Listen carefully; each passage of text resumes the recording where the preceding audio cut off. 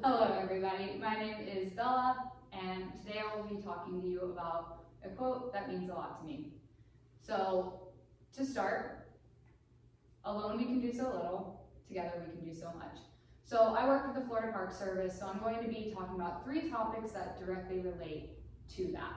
The first being environmental impacts, the second being education, and the third being humanity.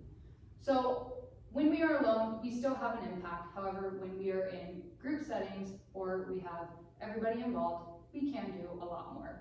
So first, let me tell you about environmental impacts. Directly speaking, again, I work for the Florida Park Service. Environmental impacts that I deal with are conserved lands. In the Florida Park Service, those are simply conserved lands. We also still obtain and acquire new lands. So with that being said, we do different things to create environmental impacts, whether it be exotic plant termination, to restoration with native plants, to wildlife monitoring, to even prescribed burning.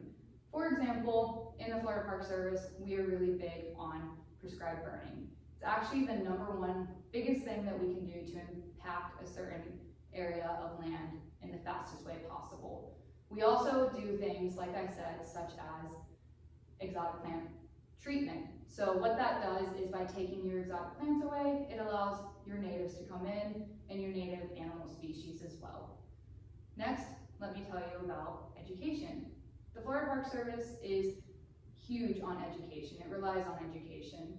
So we invite other people to learn about the parks, whether it be through simply the park signage throughout the park, allowing you to know what you might be seeing and how to make your experience better. We also do outreach. So we might have groups come to us, or we go to different groups or organizations. For example, if we have a new community down the road, we might have park rangers go and do what we call intro programs over at those communities, such as allowing them to know how to plant native vegetation in their new communities.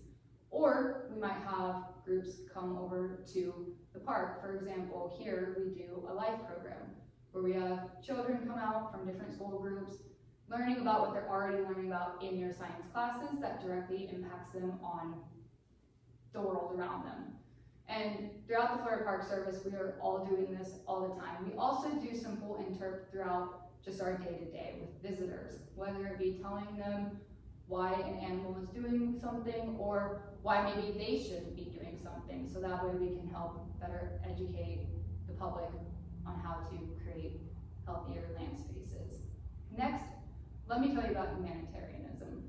So in the Florida Park Service, that is key to creating a good working structure. So through that, we have something called ADA accessibility.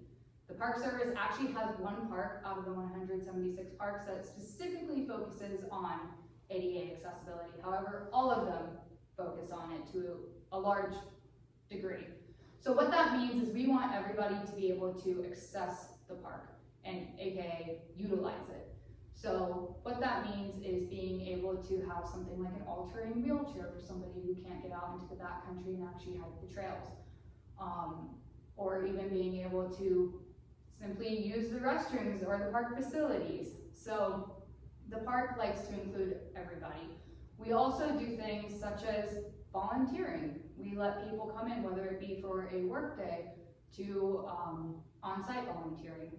Another thing that we do that directly is related to humanitarianism is camping, by allowing people to come into the park and experience the park in a different way, or simply keeping the park open every single day, all year long.